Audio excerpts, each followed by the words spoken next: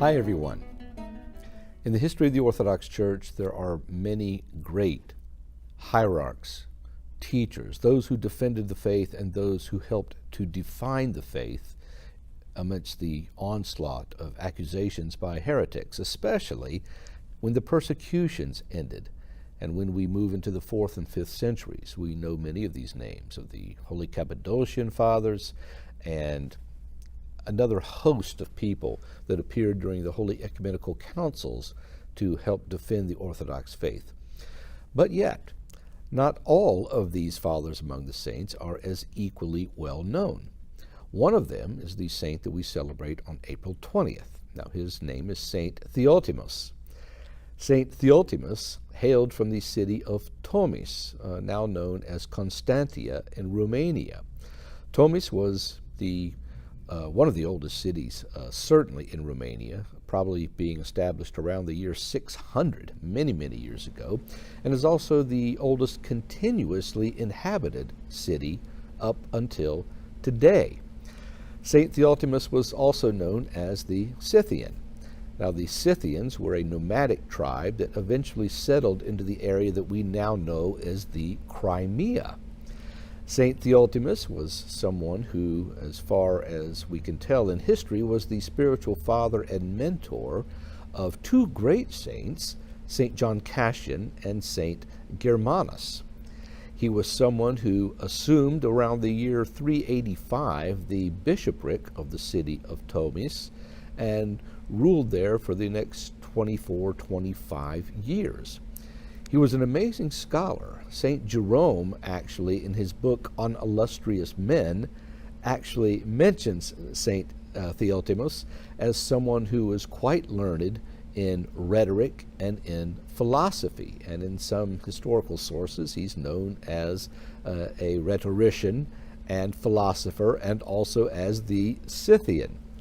Now, St. Theotimos, being as brilliant as he was actually a wonderfully pastoral man as well. Even the historian Sozomen contends that he was known to him as someone who would work healings among his people.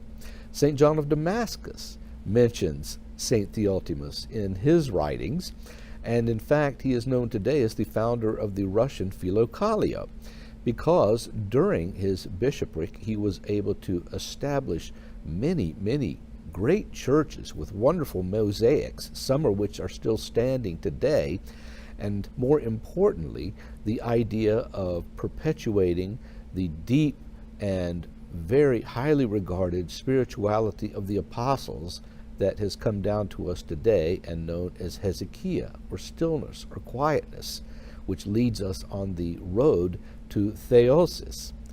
St. Theotimos was someone who was able to gather many saints around him who ended up completely inundated with this sort of brilliant spirituality that was a reflection of the theology of the church. And he was also someone who was friends with many of the other great hierarchs of the time. We might especially mention St. John Chrysostom, who was so enamored of St. Theotimos that he sent some missionaries to him in order to combat the Huns that were in that region and trying to convert them. So he was very active in his life, doing many, many things. Much writing, much preaching, much traveling, very wonderful celebration of the holy mysteries for his people, healing people when he was able, when he came upon them, and someone whose light was extremely bright back then.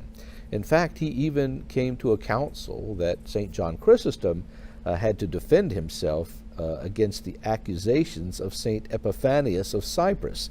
Yes, there are instances in the history of the church when one saint mistakenly accused another of something, and St. John Chrysostom, of course, in this case, was completely innocent. Both these men, St. John Chrysostom and St. Epiphanius, are regarded as great saints of the church. St. Theotimos was untiring in his pastoral efforts, and he's not a martyr, he's not a confessor, except perhaps in regards to the things that he did to propagate the Orthodox faith. but instead stands as a light that God has set on a hill for many people of that age that still resounds for us today. We see his brilliance every time we read any page of the Philokalia. We see his brilliance any time that we remain quiet during prayer, because his influence was great as a devoted conduit of the spirituality of the church, which had its beginnings from the time of the apostles. As such, we should remember him and give him due regard as someone who, while not perhaps as famous as some of the other great saints of the age, still had quite an impact as he linked himself to their teaching and thereby influences us even today. Bye-bye.